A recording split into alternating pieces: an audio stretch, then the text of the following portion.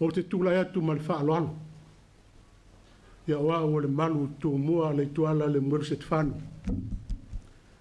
E whai au masui o le mātou no. Me tau tu le whanga. O te tari tonu. O loo whaafonga tapo i mai, ia whionga i whaalolonga. Ne nofo a swafai, Samoa. Ia whapea fo i New Zealand nei. Le mamalu, i le usoli. Sa le le ali. Ai a sa fua tino, wharitua matausi. Ia ma le lava loa nei no. O te tula ia e whai au masui o le no nei. E whailo se langona suafa. Lea ngai. E ia upu fo ia. E ua mari lu toa. Ua mau wai au penga le taua. E tau tala ngaluenga. E whai tino ngaluenga. E muli mai au ngaluenga. Tau tonu anai whasifai tau. La fionga suafa. Ia le maru Saeni. O le maru Saeni. Ia le o tonu a pena o whanongolo mai. I le saunuanga i tamama lo a tautianga se nara. I le soifua o le maru Saeni. Ia. Mai na ua te a mai lama New Zealand o fo ia Samoa.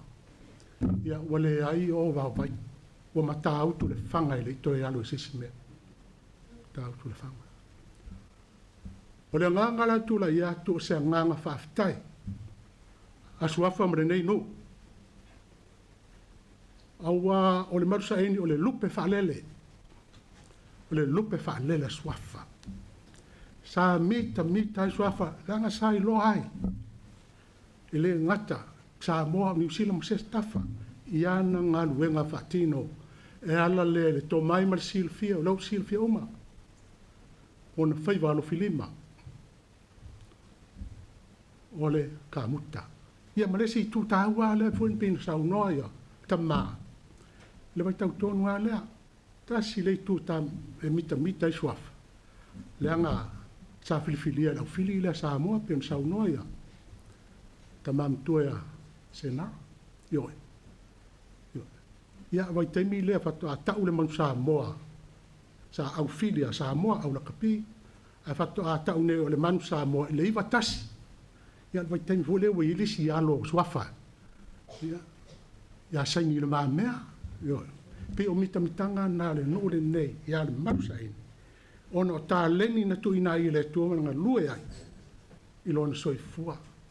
Manu Saeni ama langa i sa moa. Latu loi tona no. E tau tua i le no le maru Saeni. O moli e lanto wha. Malana tua lalo. Ia wale nofa no. E wa pena hafo i nei le mato mafutanga i New Zealand.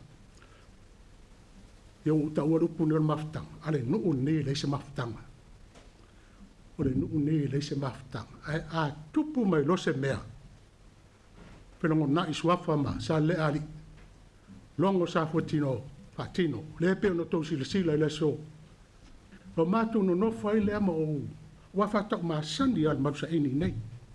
Lo matu no fai le ama o wa fata ma sandi al maru Saeni nei. Le lua afe malatas. I le fono sa moa le PIC na fai i. Ina fata ma sandi al maru Saeni mo na winga. O le maru Saeni, sa ia isi to ina mātutua na tō silfia pi o le maruta motu.